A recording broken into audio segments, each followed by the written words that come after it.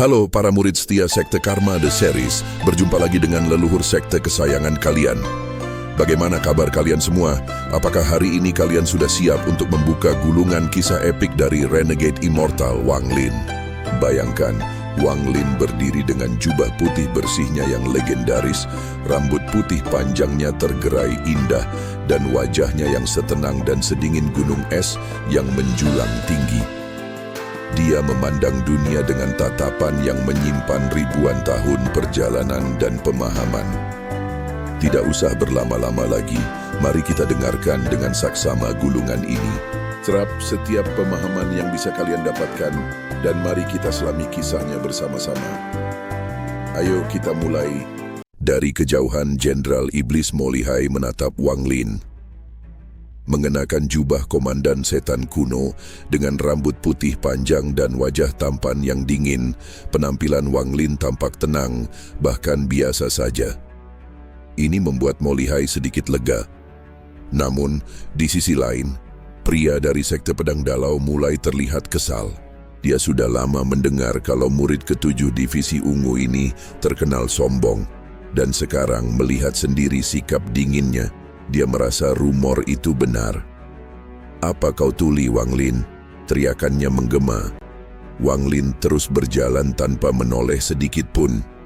Aura pria itu meledak, menusuk tajam ke arah Wang Lin, tapi dia tetap berjalan tenang seolah tak merasakan apa-apa. Semakin murka, pria itu melompat dan muncul tepat di hadapan Wang Lin. Namun, sebelum dia bisa bicara, Wang Lin akhirnya bersuara sambil menatapnya datar. "Untuk seorang kultivator yang mudah marah, 1000 tahun kultivasimu benar-benar menyedihkan. Ini bukan hinaan biasa, ini pukulan telak bagi harga dirinya." Pria itu tertawa getir. "Kalau begitu, mari kita lihat apa yang bisa kau lakukan dengan 1000 tahunmu. Dia membentuk segel tangan, dan energi pedang yang tajam melesat dari jarinya. 1 menjadi 2, 2 menjadi 4, hingga 64. Sinar energi pedang terbang cepat ke arah Wang Lin seperti hujan cahaya mematikan. Tapi Wang Lin tidak bergeming. Saat pedang-pedang itu mendekat, segel kehidupan di sekitar tubuhnya menyala, dan dalam sekejap, semua sinar pedang itu lenyap. "Hanya ini," gumam Wang Lin sambil menggelengkan kepala. "Kalau begitu, bukan cuma menyedihkan, tapi sia-sia juga." Pria dari Sekte Pedang Dalau terperanjat. Itu bukan serangan sembarangan. Bahkan salah satu dari 12 pedang sekte tidak bisa menangkalnya semudah itu. Wang Lin melangkah maju, membuat pria itu refleks mundur. "Hari ini, kau hanya menyampaikan surat tantangan. Karena itu, aku takkan membunuhmu. Cepat pergi," kata Wang Lin dingin. Tapi pria itu tidak terima. Dia menarik pedang besar di punggungnya. Sebuah raungan petir mengguncang udara saat pedang raksasa ungu muncul di langit, dikelilingi aura yang dahsyat. Di tengah bilahnya, muncullah bayangan seekor domba jantan raksasa yang meraung buas. Final Sword pedang ram. Langit bergemuruh saat pedang raksasa itu menghantam Wang Lin. Mo Lihai dan para tetua langsung mundur ribuan kaki, tapi Wang Lin tetap tenang. "Sayang sekali," katanya pelan sambil mengangkat satu tangan. "Pedang sebagus ini disia-siakan." Dengan satu genggaman, Wang Lin menangkap pedang itu di udara. Lebih dari 1000 segel kehidupan menyelimuti tangannya. Pedang itu bergetar hebat, jiwa domba jantan di dalamnya meraung mencoba kabur. Namun, tangan Wang Lin kokoh tak tergoyahkan. Sang domba membuka mulut, mencoba melahap Wang Lin. Namun, mata Wang Lin memerah, niat pembantaian melesat dari tatapannya, menembus jiwa domba itu. Seketika, jiwa binatang itu menjerit dan hancur berkeping-keping. Pedang raksasa itu pun tunduk pada Wang Lin. Dari jauh, Mo Lihai menatap dengan napas tercekat. Dalam 3 bulan, dia tumbuh sekuat ini. Sementara itu, si pria dari Sekte Pedang Dalau terbatuk darah.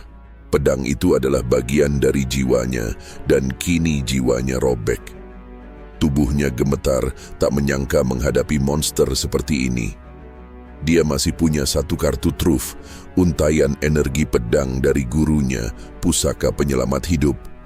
Tapi menggunakannya sama dengan membakar 400 tahun masa depannya. Saat dia hendak mengaktifkannya, Wang Lin menatapnya tenang dan berkata, "Kau bisa pergi." Moyang membeku, tidak ada niat membunuh, hanya perintah. Dia menggigit bibir, lalu mundur. Wang Lin melemparkan kembali pedang itu.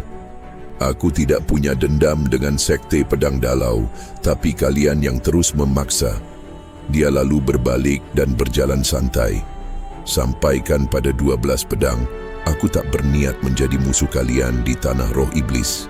Langkah Wang Lin yang menjauh meninggalkan guncangan hebat di hati Moyang.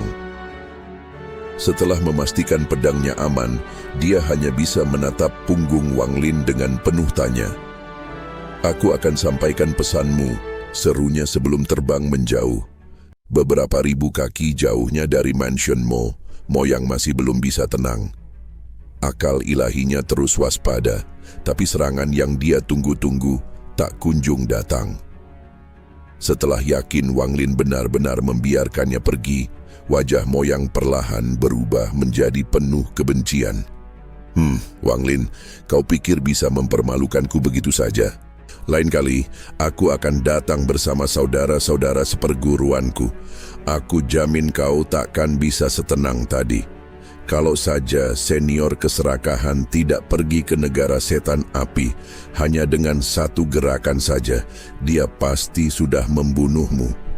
Niat membunuh berkilat di matanya, tapi di balik itu semua, rasa takut yang mendalam masih membekas di hatinya.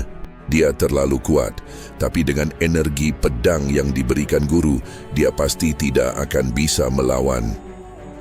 Sayangnya, Moyang sama sekali tidak menyadari bahwa bahaya yang sesungguhnya belum berakhir.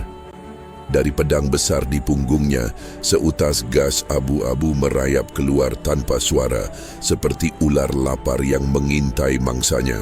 Dalam sekejap, gas itu menyusup masuk ke dalam tengkoraknya sebelum Moyang sempat bereaksi. Dia hanya sempat menjerit kesakitan sebelum seluruh kekuatan hidupnya diserap dengan cepat. Tubuhnya mulai layu, lalu jatuh dari langit bagai daun kering yang tertiup angin. Gas abu-abu itu bahkan menutup jalan bagi jiwa asalnya untuk melarikan diri. Hanya dalam beberapa detik, Moyang tak lebih dari sekadar cangkang kosong. Tepat saat itu, ruang di dekat tubuhnya bergetar. Wang Lin dengan jubah khas setan kuno, rambut putih panjang, dan ekspresi dingin yang datar, melangkah keluar dari kehampaan. Dia hanya menatap tubuh tak bernyawa itu sejenak, lalu menekan beberapa titik dan mengambilnya. Dengan satu langkah ringan, dia lenyap kembali. Di dalam kamar rahasia di Mansion Mo, Wang Lin menjatuhkan tubuh Moyang ke lantai. Ia segera menepuk tas penyimpanannya dan memanggil bendera pembatasan. Kabut hitam tebal langsung menyelimuti ruangan, membentuk ratusan lapisan perlindungan yang kokoh. Setelah yakin tidak akan ada gangguan, Wang Lin duduk bersila dan menatap tajam ke arah tubuh itu. Matanya tertuju pada alis Moyang. Ada sesuatu yang aneh. Dia membentuk segel dengan tangannya dan mengeluarkan api hantu. Api berwarna biru itu melayang ke arah tubuh dan mulai membakarnya perlahan, memurnikan sisa-sisa esensi yang sudah kering. Bau aneh memenuhi ruangan, tapi Wang Lin sama sekali tidak terganggu. Fokusnya tertuju pada satu hal, rasa bahaya luar biasa yang sempat dia rasakan saat Moyang menyentuh alisnya. Itu bukan aura biasa, bahkan seorang kultivator tingkat tinggi pun tak bisa memberiku tekanan sebesar itu. Hanya ada satu penjelasan yang masuk akal, energi pedang Ling Tian. Saat api membakar lebih dalam, jiwa asal Moyang perlahan muncul dari tubuhnya. Di dahinya, Wang Lin akhirnya melihatnya. Seberkas garis biru yang nyaris tak terlihat, namun memancarkan tekanan yang luar biasa. Sebuah pedang kecil yang padat dan murni, meskipun telah menyusut berkali-kali lipat, masih menyimpan kekuatan yang sangat mematikan. Jadi ini sinar energi pedang yang diberikan Ling Tian pada 12 pedangnya. Tidak heran aku merasa nyawaku di ujung tanduk waktu itu. Wang Lin menarik napas dalam, lalu menggerakkan jiwa asalnya keluar dari tubuh. Dengan api asal dan api hantu yang dikendalikannya, ia memulai proses pemurnian yang menyakitkan. Jiwa asal Moyang meraung dalam diam, tapi segel kehidupan menahannya dengan kuat. Hari demi hari berlalu. Wang Lin tak bergeming sedikit pun. Wajahnya semakin pucat, tapi matanya justru semakin bersinar terang. Akhirnya, pada hari ketiga, jiwa asal itu runtuh menjadi titik-titik cahaya biru. Di antara serpihan cahaya itu, melayang tenang seberkas garis pedang biru yang menakutkan. Dengan tekad bulat, Wang Lin melahapnya. Seketika, tubuhnya terguncang hebat. Jiwa asalnya hampir tercerabut dari tubuh, tapi dia sudah siap. Dengan satu dorongan kuat, ia kembali ke tubuhnya dan duduk diam. 3 hari, 3 malam, Wang Lin tak bergerak sedikit pun. Sampai akhirnya, di malam ketiga, ia membuka matanya. Pandangannya tetap tenang, tapi dari dalam matanya terpancar sinar yang menyilaukan. Itu adalah cahaya kekuatan baru, kekuatan yang akan membuat nama Wang Lin menggema lebih keras lagi di tanah roh iblis. Ketika Wang Lin membuka matanya, sesosok bayangan berbentuk pedang melintas cepat di sudut pandangannya. Di luar kamar, Mo Li He masih duduk bersila. Dia telah menunggu di sana selama 3 hari lamanya. Wajahnya tampak pucat dan cemas.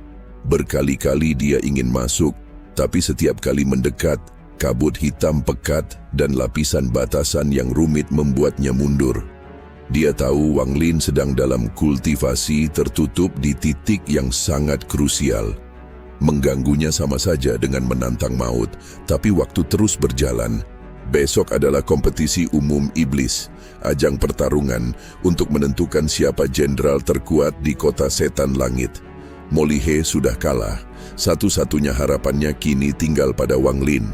Dengan napas berat, Mo Li He berdiri dan mengirimkan transmisi suara, "Saudara Wang." Tepat saat itu, kabut hitam di sekitar kamar Wang Lin berputar, menciptakan pusaran raksasa. Dalam sekejap, semua kabut itu terserap dan lenyap. Pintu terbuka perlahan. Wang Lin muncul dari balik kabut. Langkahnya tenang seperti air yang mengalir. Tapi begitu dia keluar, Mo Li He tanpa sadar mundur 2 langkah. Dadanya terasa seperti ditekan gunung. Wang Lin sekarang bukan lagi seperti manusia, tapi sebuah eksistensi megah seperti gunung yang menjulang tinggi ke langit. Namun, ketika Wang Lin memejamkan mata dan menarik kembali seluruh auranya, tubuhnya kembali tampak biasa seperti orang fana. Tapi justru itulah yang membuat Mo Li He semakin terkejut dan tak bisa berkata-kata. Gunung itu kini berubah menjadi kolam tanpa dasar. Tak terlihat dalam, tapi sekali tenggelam, tamat sudah. "Kau terluka?" Wang Lin dengan jubah khas komandan setan kuno, rambut panjang berwarna putih dan wajah tampan yang dingin, berbicara tenang. Matanya masih terpejam. Jenderal Iblis Mo Li Hai menarik napas.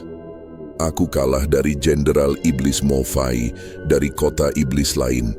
Wang Lin membuka matanya, menatap langit. "Sudah berapa lama aku berkultivasi?" Jenderal Iblis Mo Li Hai lalu menjawab lirih. "Besok adalah kompetisi. Mo Fai luar biasa kuat. Tekniku 10 reruntuhan, bahkan 100 ombak laut iblis, semua dipantulkan oleh mantra misterius miliknya." Sebuah cakram yang berputar. Wang Lin menatap dengan dingin, tak bergeming. "Cakram pemantul?" Mo Li Hai mengangguk. "Itulah jurus khasnya, hanya satu yang pernah ia pakai." Ia menghabiskan 3 tahun berkultivasi di Danau Naga. Tak ada satu pun yang memaksanya menunjukkan teknik kedua. "Aku bahkan sudah menggunakan jurus warisan Kaisar Iblis, Iblis Pembakaran, dan berhasil menembus 17 lapisan cakramnya." Tapi tetap kalah. Molihai menunduk. Aku membuat kesepakatan dengannya. Yang kalah tak boleh ikut bertarung besok. Sekarang, semuanya bergantung padamu, Saudara Wang. Ia membungkuk dalam dengan rasa hormat dan harapan yang tergantung di satu titik. Wang Lin tidak banyak bicara, hanya menjawab pelan, aku akan melakukan yang terbaik. Keesokan paginya, langit kota setan langit bergetar. Suara drum perang raksasa menggema keras dari dalam istana kekaisaran. Dentuman pertama membelah udara, menyapu kota dan membangunkan seluruh rakyat dari tidur mereka. Suara ini hanya muncul di saat-saat besar, saat menyembah leluhur membuka danau naga atau kompetisi umum. Para jenderal iblis mulai berdatangan dari 8 penjuru, diiringi pelayan dan penjaga. Pintu-pintu istana terbuka lebar, penjagaan diperketat. Semua identitas diperiksa. Ini adalah pertarungan bergengsi dan tak ada tempat untuk penyusup. Alun-alun utama sudah dipersiapkan. Formasi pelindung besar mengelilinginya, mencegah kerusakan akibat pertempuran. Di sisi timur berdiri tribun 9 lantai, tempat para pejabat tinggi duduk menanti. Di puncaknya, sebuah kursi tunggal untuk Kaisar Iblis. Di utara dan selatan, tribun 8 lantai terbentang. Di lantai tertinggi hanya ada 4 kursi. Tempat duduk para panglima dan wakil panglima perang. Dentuman kedua menggema. Suara ini jauh lebih keras. Percikan aura perang muncul di langit saat 6 sinar cahaya melesat turun dari angkasa.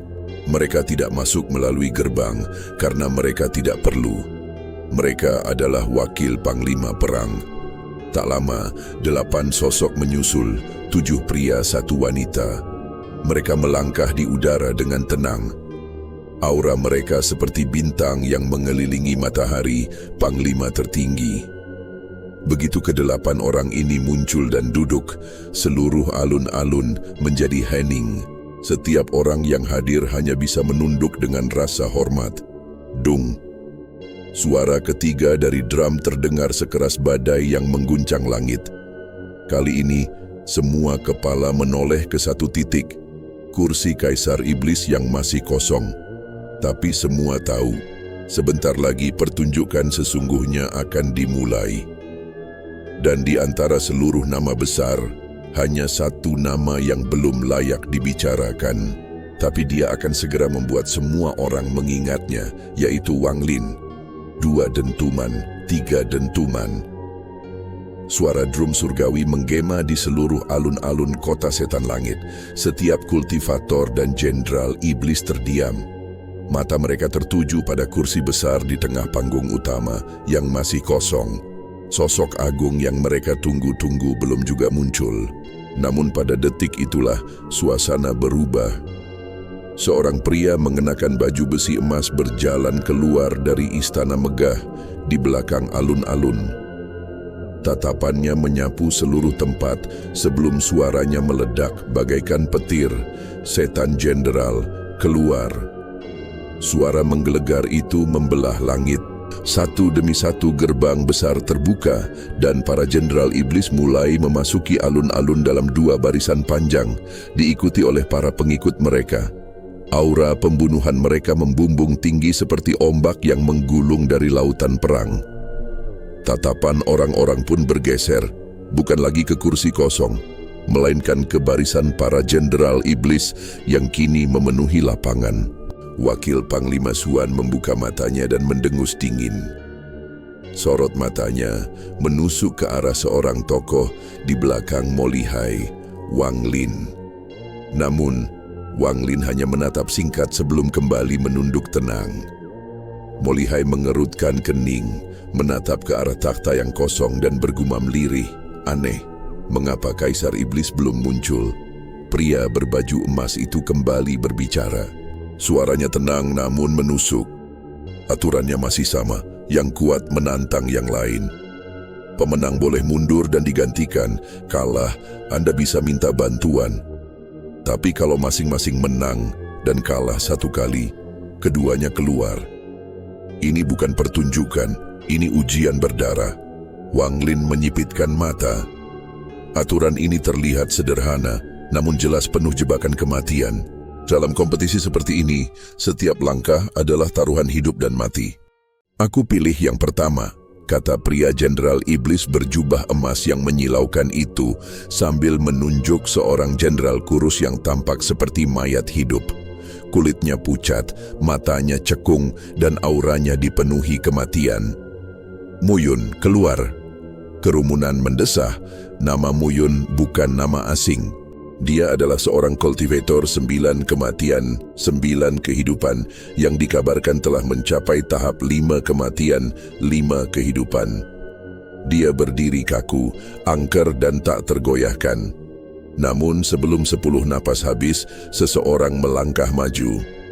Si Xiao, kerumunan langsung mendidih.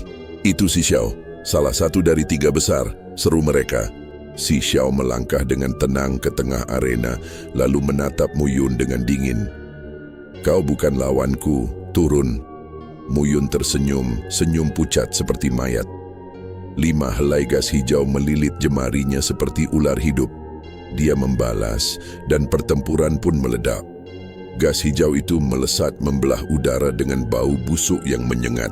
Namun si Xiao hanya menunjuk dengan jari-jarinya. Sebuah cahaya berbentuk berlian muncul dan menghancurkan semua gas iblis itu dalam sekejap. Muyun terpental mundur, wajahnya pucat pasi.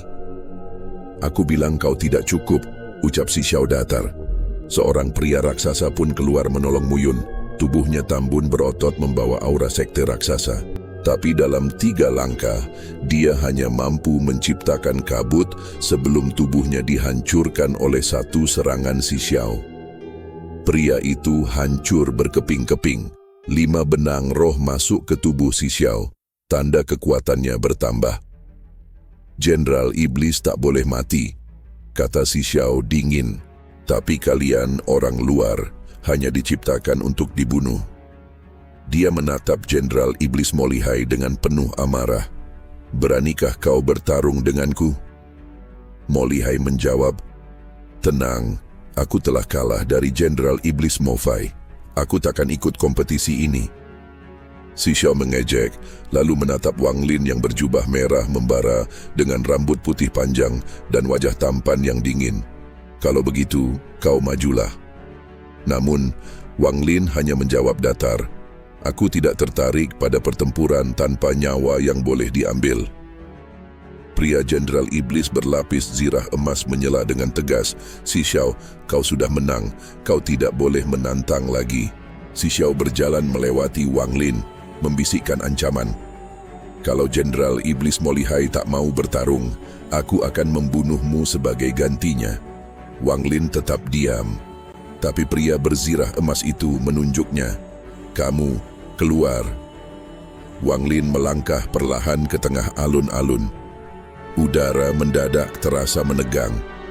Siapa yang akan menantang Wang Lin? Angin berembus lembut. Sosok Wang Lin berdiri tegak, jubah merahnya melambai. Ia menatap langit, tidak terburu-buru, seolah langit jauh lebih menarik daripada ratusan pasang mata yang menilainya. Desas-desus segera menyelimuti udara. Jenderal Iblis Molihai bahkan tak muncul. Orang ini hanya penolongnya, mana mungkin dia bisa menang.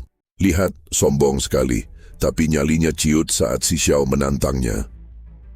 Namun di tribun utara, seorang pria berzirah biru duduk diam. Di depannya, Wakil Panglima Suan menghela napas, matanya tajam mengamati Wang Lin. Aku tidak kenal dia, kata Suan. Tapi orang itu mungkin bisa jadi yang nomor 1. Nomor 1? Pria berzirah biru Wakil Komandan Kuning mengangkat alisnya. Dia hanya di tahap akhir transformasi jiwa. Terlalu percaya diri. Suan tertawa tipis. Kalau begitu, bagaimana kalau taruhan kecil? Jika dia tidak juara pertama, bendera Wakil Surgawi Omen milikku jadi milikmu. Tapi kalau dia menang, aku mau pil Suan milikmu. Mata pria berzirah biru menyipit tajam. Menarik, baiklah. Belum selesai percakapan itu, suara langkah bergema.